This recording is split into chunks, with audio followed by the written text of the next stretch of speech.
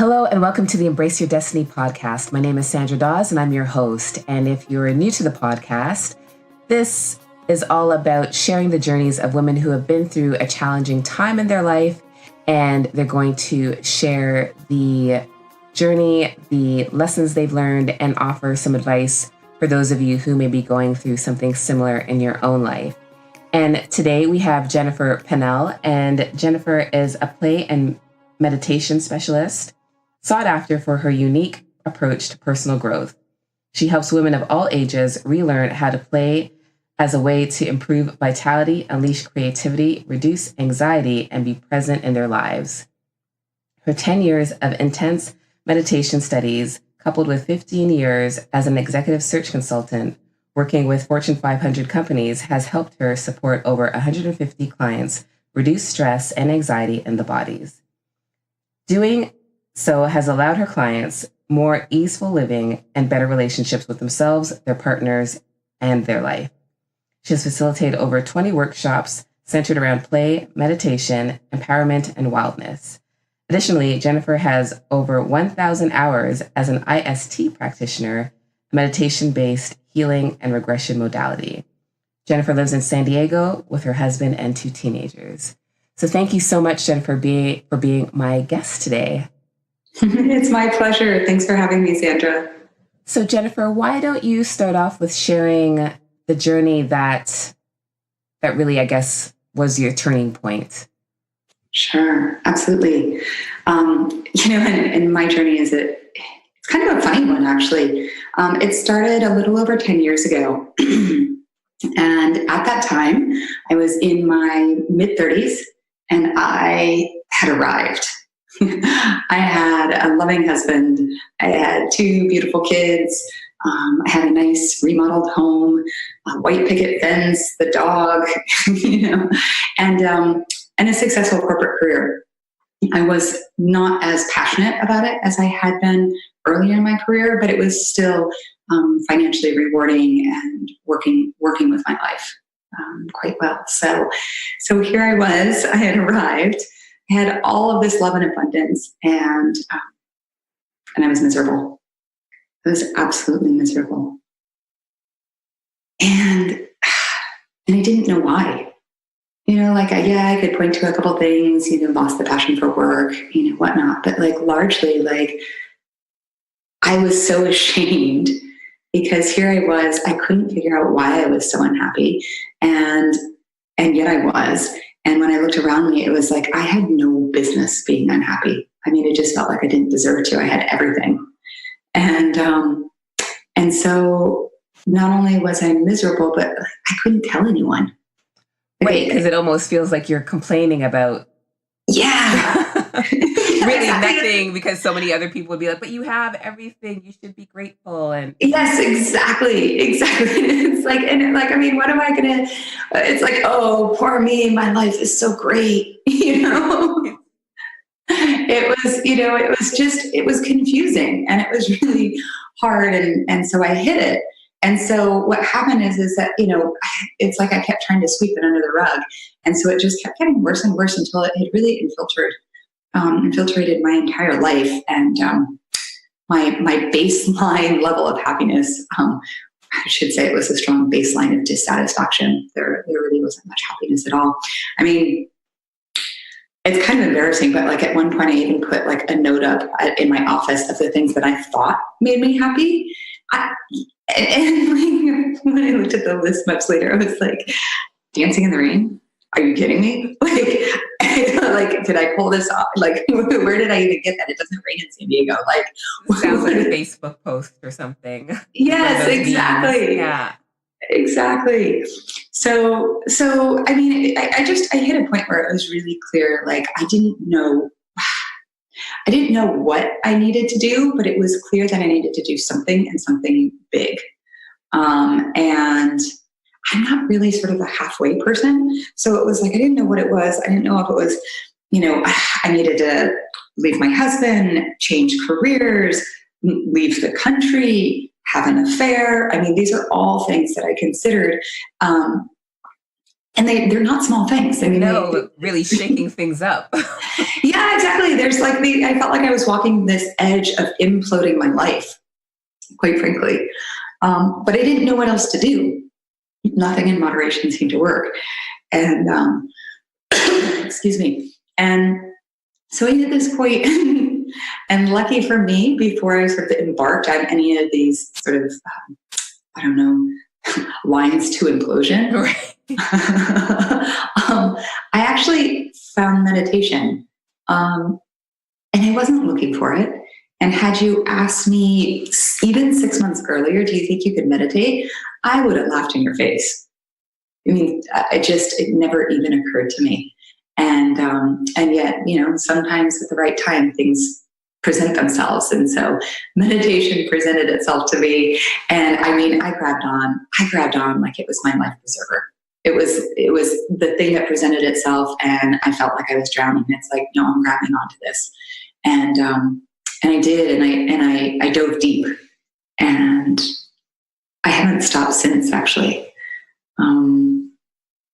And it's interesting because there's a number of pieces connected to the meditation, but through the meditation and through a lot of what I did was the IST work, which you mentioned in my bio as what I'm a practitioner of. It's a meditation related healing modality. But really, the key is I just needed to start looking inside. I was actually having an internal crisis. And I needed to understand what was happening. And through meditation and these meditation related techniques, I just dove in. And it was amazing how much changed. Even in within 6 months, 8 months. And the best way to put it is like, I've been living from this place of dissatisfaction in my life. So things would happen, right? A dissatisfying thing would happen, and it lands into an already existing foundation of dissatisfaction. And it's like, it feels really big and really bad. Whereas now, like, my life is not so different, but my relationship to my life is really different. And so what I would say is, like, now I sort of operate from my foundation is a state of well-being versus dissatisfaction. So dissatisfying things can still happen, but when they sort of land into a foundation of well-being, they just don't hit in the same way. Right. It's not the same effect because really your perspective has shifted. Exactly. Well, right. So yeah, it's, I think that's the big thing for me. When you say like you dove full into meditation, for me, it was affirmations, because after my dad died, I was in such a dark place and I didn't know how to be happy again. And I was, quite the negative Nelly. So for me, it was really finding a way to embrace positivity again. But I know what you mean even about meditation, because when I first started, I didn't think I could do it because, you have that preconceived notion of meditation and, sitting cross-legged with your thumb and your finger touching and you're just chanting Om. And for me, I was like, there's no way that I could sit for 5 minutes doing that. Never mind 20 minutes or a half an hour. But meditation is a part of my daily practice now as well. But it was just finding what worked for me and easing myself into it. And so for me, it was guided meditation that really helped to start me off. And then, diving into, chanting and different things like that afterwards. Yeah, absolutely. I mean, that's the great thing about meditation is that there's so many, they say there's like 1,000 ways to enlightenment. You just have to find the one that works for you. Yes. And so it's really fabulous in this day and age. There's so many great modalities and different ways to access meditation that, it's like, if the first one doesn't speak to you, it doesn't mean that meditation doesn't speak to you. Exactly. And so, I mean, it's one of those things for anyone who's curious or interested in meditation. I would absolutely just say, hey, if you go for one and it's not working, like, it doesn't mean meditation's not working. It's like exercise, right? Just because you hate to run doesn't mean you shouldn't exercise. Right. Yeah. or you won't find one that you love. Like, you may love Zumba, And so, I mean, I was the same way. Like, I thought there was no way I could sit still for 5 minutes. My mind raced constantly. I just didn't think it was possible. But it's funny, right? Like 10 years later, I meditate, like 45 minutes a day, and I can't wait. Right. And I have a really great life. And it's still one of my favorite parts of my day. So it's really funny. Yeah, I can't remember who I heard it from, but I remember hearing that, prayer is when you speak to God and meditation is when you listen. Mm. And I love that concept because although I think I misinterpreted it at first because then I expected the answers to come during meditation. It doesn't always work that way. Sometimes the answers pop up later on in the day or whatever, but it's just, silencing or quieting the mind and just being open to receiving. Yes. Yeah. That's so well said. And to your point, Sandra, like, you're right. Like, there's so many times when it may feel like nothing's happening in meditation. And then the answer does come after meditation later in the day. And there's something so powerful, inside and outside of meditation, about being able to sort of hold the thing, like hold the question, hold the what it is you want, being able to just sort of hold something and not need an answer right away. Right. It's like, because sometimes we sort of push for an answer when in fact, like, if we can just keep holding it, the answer can come to us, and it's so much more easeful. Like, it's just so much, there's so much less work involved. Right. Yeah. I think I was saying this in another interview that I think that we have to almost teach patience as an art form again, because I feel like we've sort of, like, patience isn't something that's practiced very often anymore. I find.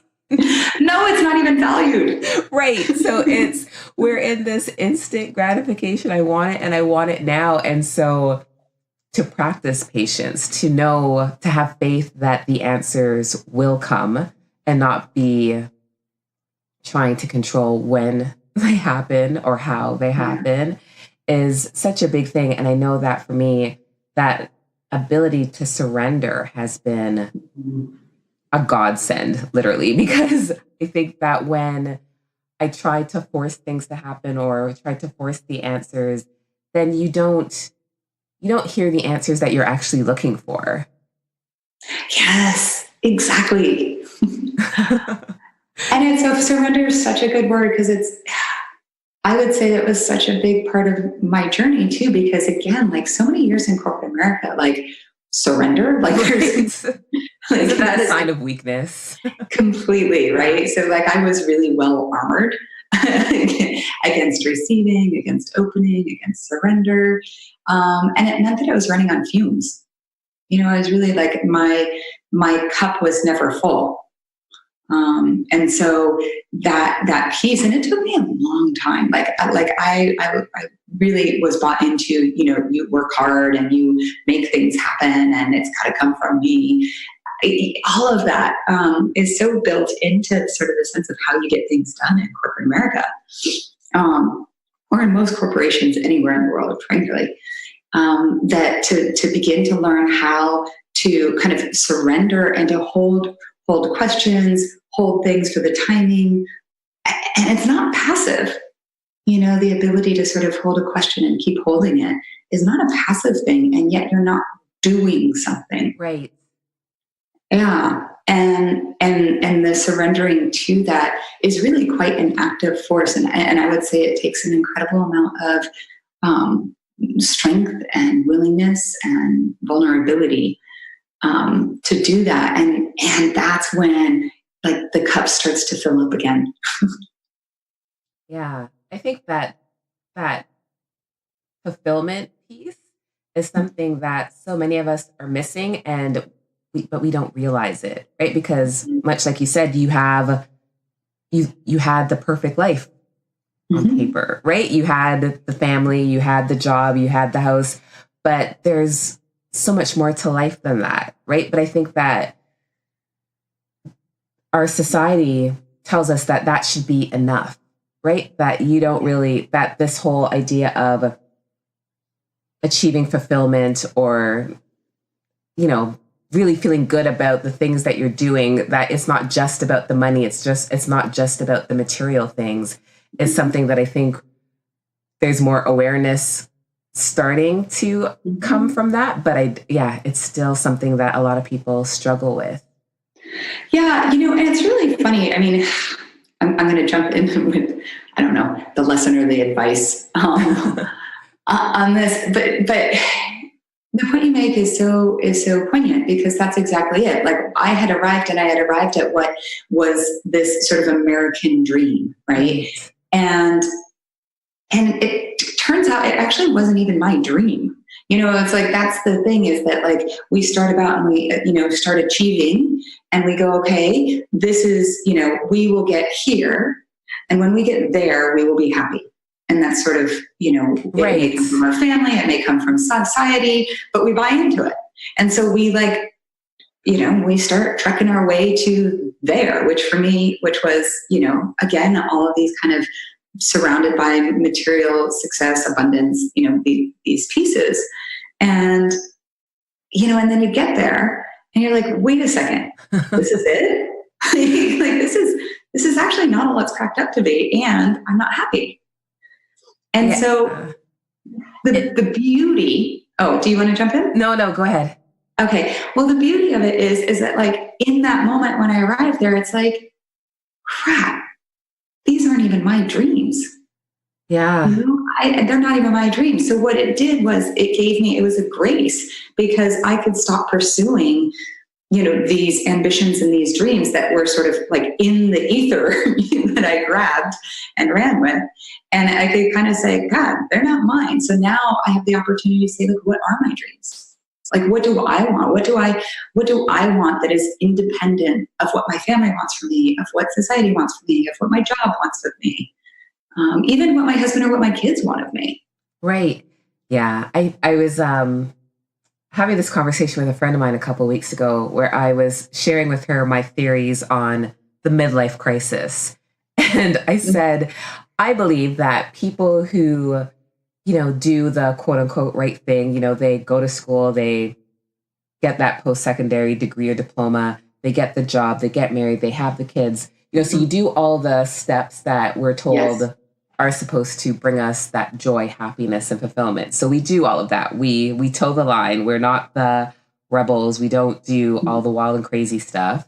And then you get to a point where you're like, okay, what the hell? Because I did everything I thought I was supposed to do, but I'm not any happier. And I look at my friends who have not towed the line, who have lived more freely, not within the boundaries of what we were quote unquote supposed to do. And they're having fun, and they seem to be really fulfilled and living the life that I kind of want a piece of right now. And so I think that that's where the midlife crisis comes from, because you get angry, right? You can get angry about the fact that you've done everything that you were supposed to do. You played the game, right? Like, you played the game according to the rules, and you still feel like you're losing. And the people who didn't follow the rules, who created their own rules, are having all the fun. And I think that that's why you get the affairs and the, the sports cars, or the, I need to, take a 6-month sabbatical and see the world, because these are all things we've always wanted to do, but we're told that we're irresponsible or not, the right thing to do, whatever. And so we haven't done them, but they were things that we've been called to do for whatever reason. And we've tried to stuff them down because we're trying to be responsible adults. And there just becomes a point where we don't want to play that rule by those rules anymore. It's so true. And I think, it's like with women in particular, like there's a couple sort of even additional pieces, right? Because sometimes it's anger and sometimes it's resentment, right? Yes. I think that's the other big piece. Yeah. I feel like with women, a lot of times it comes out more in resentment of like I'm giving everything to my family, to my job. And like, where's the giving to me? Like, where's because we don't give. Where's my turn? Yeah, totally. And it's like when we give and we give and we give, and all these aspects of our life, and it's really, again, sort of not really wired in society to say, yes, now you should give to yourself. We tend to be very selfless and put ourselves last, or and that explodes because again, like we're running on fumes, and frankly, like even when you enjoy giving, when you're running on fumes, you're doing it from a place of scarcity. Right. So no wonder there's resentment. So it's like when we fill up our own cup, when we give to ourselves, when we take time for meditation or take time for ourselves in the ways that, we as women really want and need, in our own sort of whatever the self-care is, then like our cup runneth over and we can give in great measure.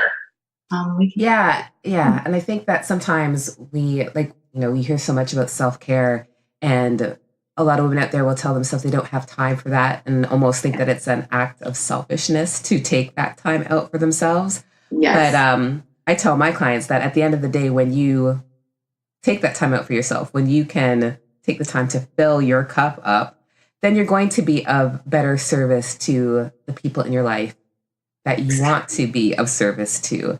And because you won't have any of that anger or resentment or overwhelm and frustration. Like you might experience that overwhelm or frustration, but you'll know what you need to do to balance it out and get back to a place of being able to function in a more productive way. Yes. That's so well said.